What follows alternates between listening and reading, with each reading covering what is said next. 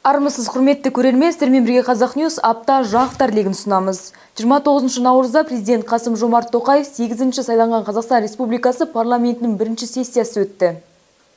8-ші сайланған Қазақстан парламентінің бірінші сессиясы президент Қасым-Жомарт Тоқаевтың қатысуымен басталды. Мемлекет басшысы парламенттің бірлескен отырысын ашты. Жаңадан сайланған парламенттің алғашқы сессиясының ашылуымен құттықтаймын.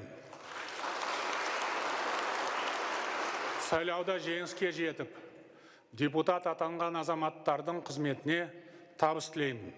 Жиынға мемлекеттік органдардың басшылары, ұлттық құрылтай мүшелері, қоғам қайраткерлері мен басқа да азаматтар шақырылған.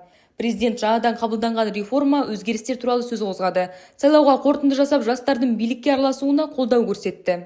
Тоқаев премьер-министр кандидатурасын сайлауда көпшілік дауыс жинаған партия ұсынатынын мәлімдеді. Айта кету керек, сайлау нәтижесі бойынша Аманат партиясы 53,9% дауыс жинап, айқын жеңіске жеткен еді. Ал үкімет басшысы Әлихан Смайылов сайлау кезінде үкіметтің таратылатынын хабарлады. Енді жаңа үкімет басшысының кандидатурасын Аманат партиясы ұсынды.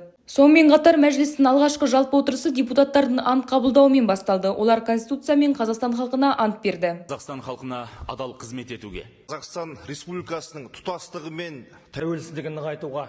Оның конституциясы мен заңдарына қатаң бағынуға. Депутаттың өзіме жүктелген мәртебелі міндеттерін адал атқаруға ант етемін. Шымбұлақ курорты әлемдегі ең биік түнгі тау шаңғы трассасы номинациясы бойынша Гиннестің рекордтар кітабына енді.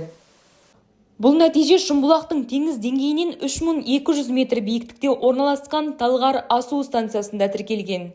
Сол жерде рекордқа енгені туралы сертификат табысталып, салтанатты рәсім өтті. Гиннестің рекордтар кітабының ресми судьясы Шейд Субаши трассаның барлық талаптарға сәйкестігін растай отырып, тарихи нәтижені тіркеді. Қазақстанның бірінші, әлемнің 7-ші ракеткасы Елена Рыбакина Майами WTA 1000 турнирінің финалына шықты.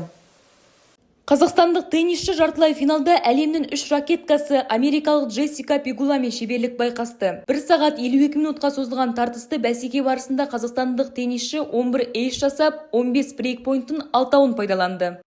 Апта жаңалықтар легі осы. Ақпараттардың толық нұсқасын қазақньюс.kz сайтынан оқи аласыз. Келесі жүздескенше.